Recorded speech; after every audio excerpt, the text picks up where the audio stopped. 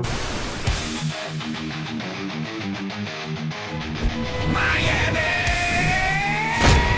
To mission control, we have liftoff. Phinhub! Phinhub! We talking Dolphin City! Phinhub, Phinhub! Yeah! It's that Dolphin Show!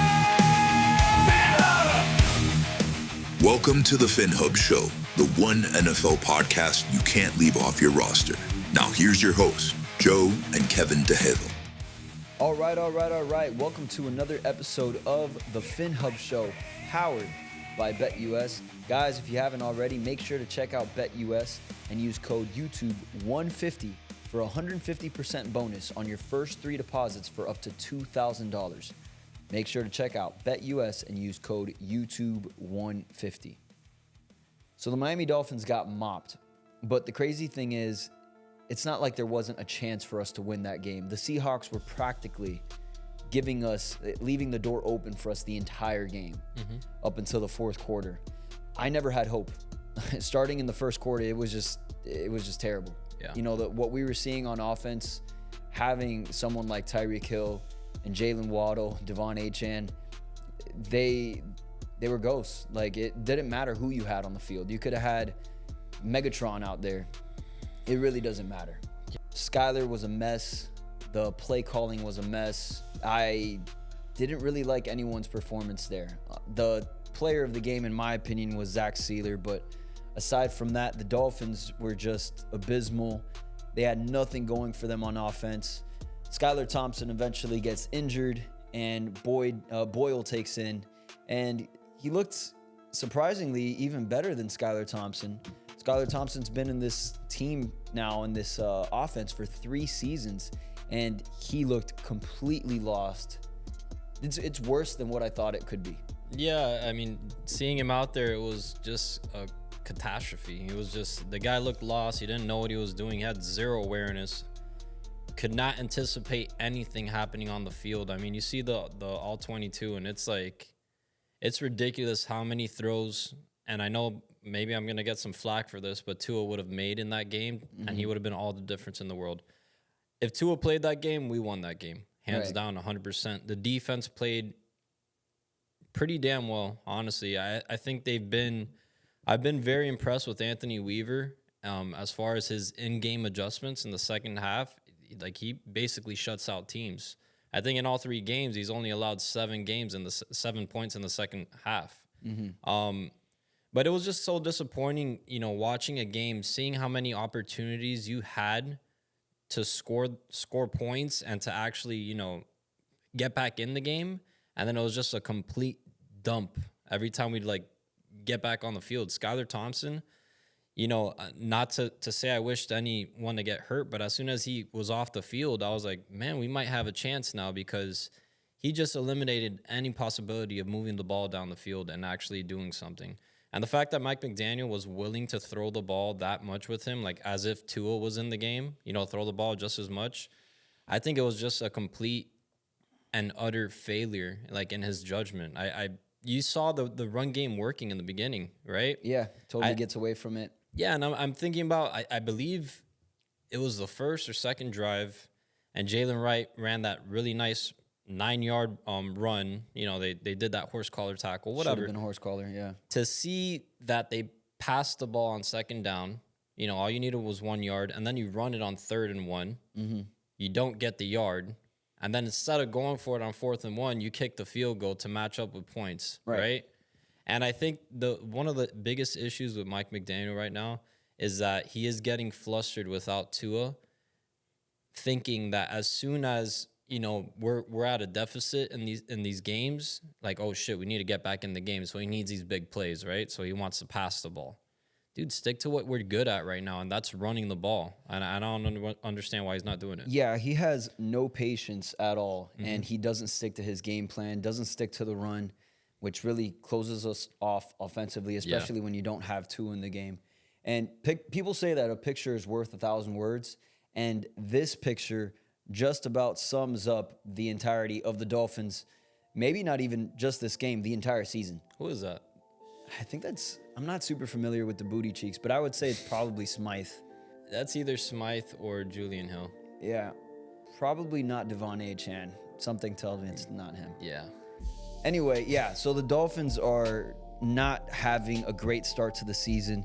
Defensively, they did pretty well against Geno Smith. He went 26 for 34, 289 yards, threw 1 touchdown and 2 interceptions. So not the best game from Geno Smith, but then again, the Dolphins couldn't get anything going for them. They were giving every opportunity to Geno Smith, and he didn't have the best performance against us. The way that our offense looked, he was getting the ball constantly. Yeah. So the defense did what they could against Geno, and the They did a Seahawks, pretty damn good job. I'm not gonna lie. So and Zach Seeler probably had his best career game last week. He was a monster out there. I thought the defense overall made a few good plays. He answered the call. I mean, people were calling for his name. You know, he hasn't really looked like Zach Seeler as of like the last year. Last year, Zach Seeler looked like a monster. This year, he hasn't looked that great. This game, he looked fantastic. And just a quick comment on Geno Smith. I think he actually had a not a great game at all, because if it wasn't for that DK Metcalf being completely wide open because we misread the play, that just, it wouldn't have been, it actually would have been an even closer score, and we would have been that much in striking distance. We had the ball in the red zone quite a few times. Yeah. And it just amounted to nothing. And I never had any faith that we were getting a touchdown in the red zone. Like, there was zero chance. So bad. The only way I had, I guess, any faith that we would get the ball in there is if we ran it 4 times. Right. Like, just get those 4 downs and run it, right? Yeah, it was really bad. Here's a look at the quarterback stat comparisons for Week 3 against the Seahawks. We had Skylar Thompson, who was injured in the 3rd quarter. Tim Boyle steps in and does a better job of leading the offense, but still didn't lead to any touchdowns. So, yeah. this is not what we were hoping for the Dolphins going into the season, and the offense just looks completely out of whack, out of sorts.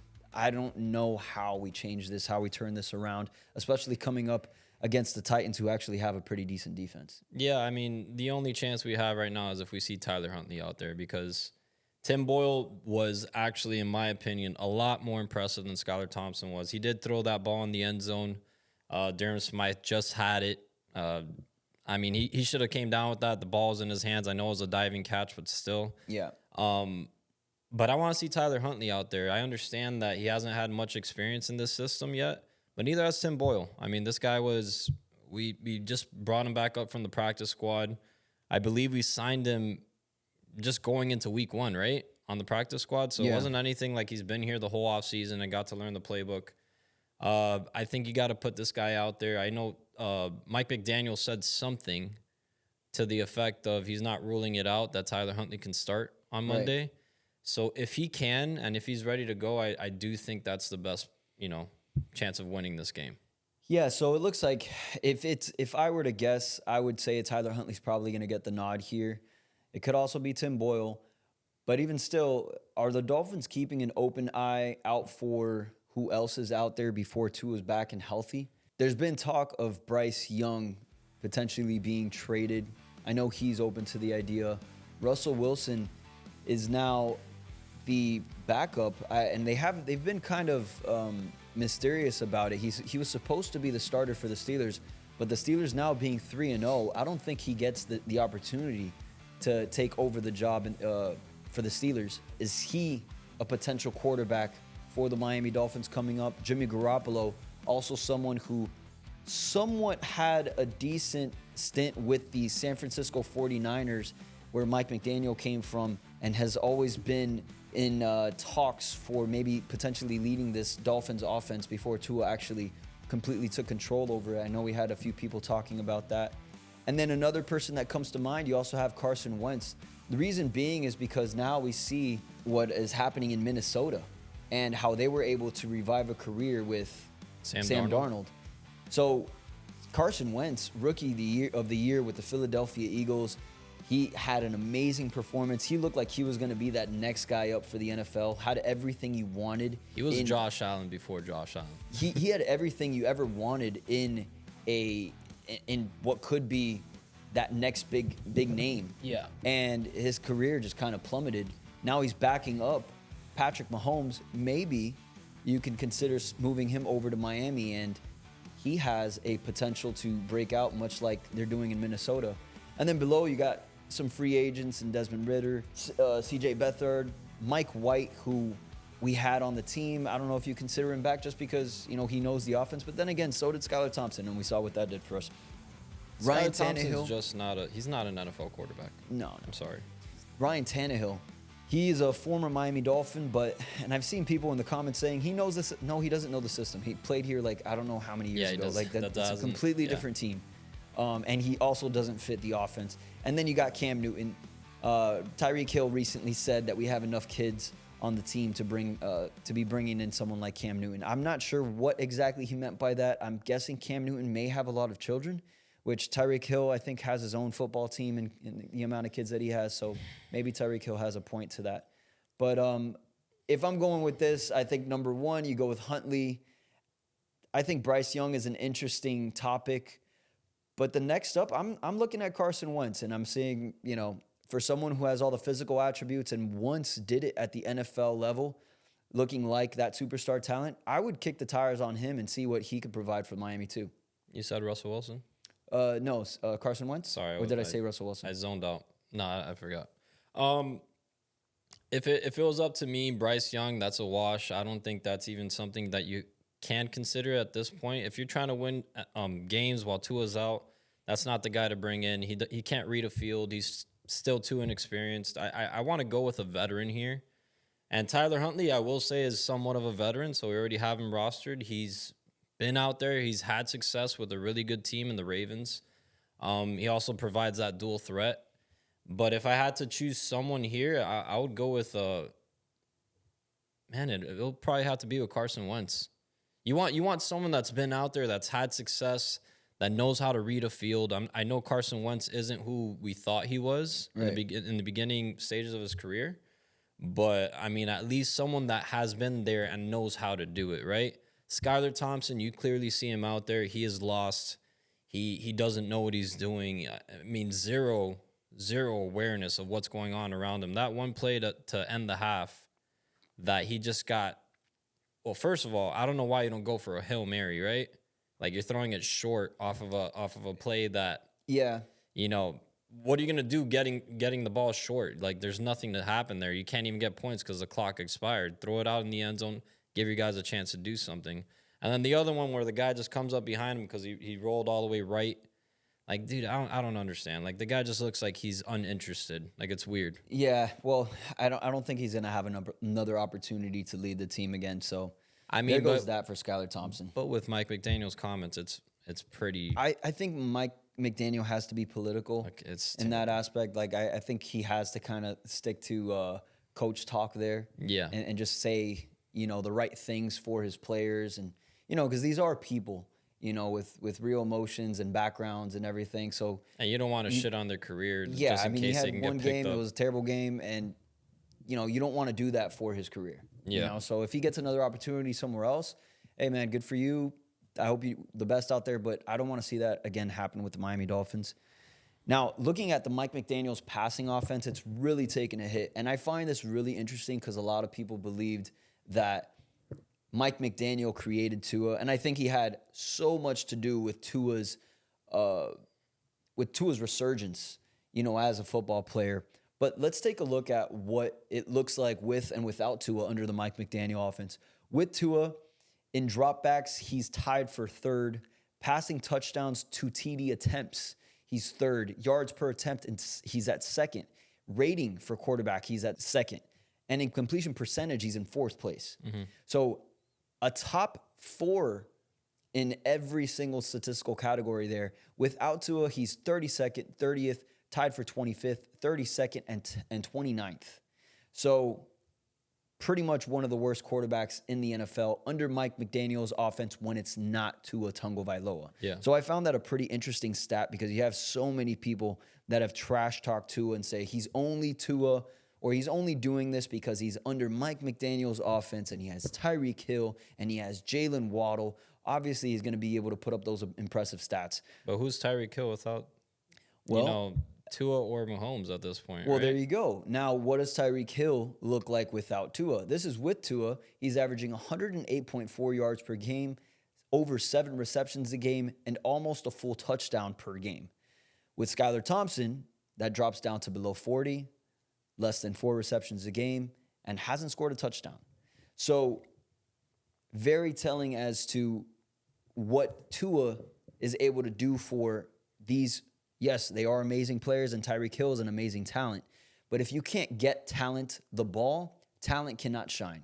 I think it shows that Tua's just, like we've said in the past, the ultimate point guard. He knows how to get the ball into his playmakers' hands, and he knows how to do it without throwing. He essentially, he's leading them. He's throwing to spots, and he knows exactly where they're going to be as soon as they get to that spot, right? There's zero anticipation when other quarterbacks are out there, and we've seen it with Teddy Bridgewater. We've seen it with Skylar Thompson. We've seen it with other quarterbacks. Jacoby Brissett, Tim Boyle. Now that we've seen what Tua can do in this offense with these playmakers, that leads you to believe who else under this regime is a better quarterback than Tua. Like, there's no one, right? Now, what I think the Dolphins need to improve on is finding a better replacement on the off chance that Tua gets hurt, right? So we were basically caught up in the moment of last year, Tua staying healthy the whole year, possibly thinking like, okay, he's turned his health around. He's not going to have to deal with these concussions anymore because he knows how to fall. He's not going to take these stupid hits. It happens game 2 of the season, right? Yeah, it bites us in the ass. So if there's anyone to blame, and I'm not taking this away from Mike McDaniel, he should be the one pounding the table for certain guys too, but it's Chris Grier. And I think if there's anyone to be considered to be fired at this point, it's Chris Grier. And I understand people are saying, yeah, it's McDaniel too because he has say in this, but ultimately the job of a GM is to pick players and construct teams. I know they do that with coaches, but I mean, dude, you gotta overstep sometimes and be like, yeah, you know what, we really need a quarterback because guess what? It's my ass if Tua goes down and we don't have someone competent to get the ball to these guys that we're paying millions of dollars to. So right. Yeah, and it's just crazy. You know, you talk about Tyreek Hill and Jalen Waddle. These guys are making nearly $60 million a year. Yeah. Put together. Yeah, and it's ridiculous. What they combined for was less than a Tyreek Hill game. You know, Tyreek Hill goes for 40 yards, Jalen Waddle for 26. None of them have a touchdown. They get 7 receptions between the two. These guys don't look like our guys. They don't look like $60 million in talent if you can't get them the ball. And that's fine. Those stats are actually fine if you got it another way, right? If you were running the ball, right? Because you understand your quarterback isn't up to par with our other quarterbacks. So stop calling the game like if Tua's out there. It doesn't make any sense. Yeah. Run the damn ball. We have so much talent there. We're actually doing it effectively this year. But you get away from it because what? You're down on the scoreboard? Screw it, bro. Just keep doing what's working. Well, at this point, I think the only hope that Dolphins fans have right now is looking ahead at the schedule to when Tua can return. Next week, we have the Tennessee Titans, Monday Night Football. They're going to be coming to Miami. Week after that, we're going to be playing New England. Then we have our bye week, and then the Dolphins will be going to Indianapolis to face the Colts. But Tua can return the game after that against the Arizona Cardinals, where they'll be in Miami. Hopefully, the Dolphins can eke out a couple wins before Tua gets back, just so we can stay competitive continuing with the season. All it takes is a 3-3 record, right? Tua coming back with a 3-3 record, you're still in the thick of it. You're still good. I actually saw something the other day. I believe it was Elaine Poupart was, I guess, complaining about Dolphins fans, and I get it. A lot of us are very overreactive, if that's a word. And he's saying if the season ended today, which obviously we're not a playoff team, the Dolphins would be in the playoffs. I think we'd be the 7th seed. So yeah, we're overreacting in the sense that we're saying the season's over. Now, do we have enough faith in Mike McDaniel and Chris Grier to turn this around?